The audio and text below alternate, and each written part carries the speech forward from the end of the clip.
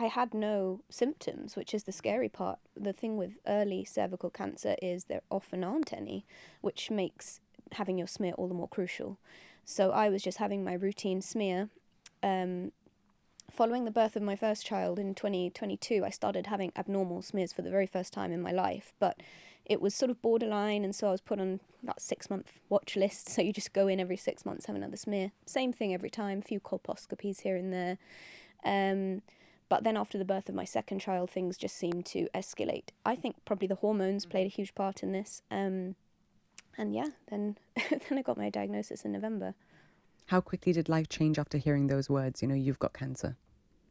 Well, like we said, I think everyone's been touched by cancer in some way. And I try to be honest without sounding like a sad documentary, but it's a bit abstract until it happens to you. And you're sat in that chair and they say that word, and then you're like, wow, okay, so this is what that feels like. It's kind of deafening. It's like a deafening panic, especially when you have children, but even if you don't, it's scary. It's only been this past year and a half where I felt comfortable sharing it. Also, my children weren't aware of it, so it was only by accident that my son stumbled upon an interview I did in Pamplona, so I had to tell him the truth. So I obviously shared it with my daughter.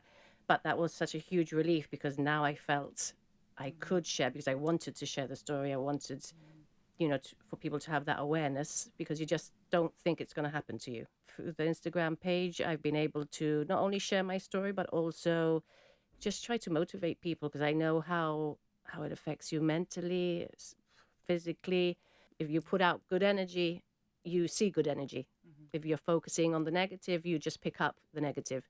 And even if you start small, eventually you'll get there. I've been working very closely with consultant gynecologist Dr. Gerges from the GHA, and he actually came up with this ABCDE system to try and kind of spot the red flag symptoms. The A is any changes in your abdomen, so any abdominal bloating, loss of appetite, weight loss.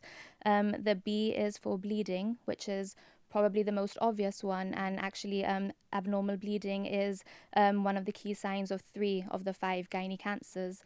The C, changes in the vulva. The D is for discharge. And the E, we wanted to find something for pain, really, so we put excessive pain, pelvic pain, coital pain, or any new or unexplained pain that is not usual for you. So if you do have any of those symptoms, and if they are persistent, please go and get checked. No question is too silly, and it could save a life, and it's proven that early detection does save lives, especially when it comes to gynecological cancers. If they are caught early, they can be preventable. So please do get those seen too.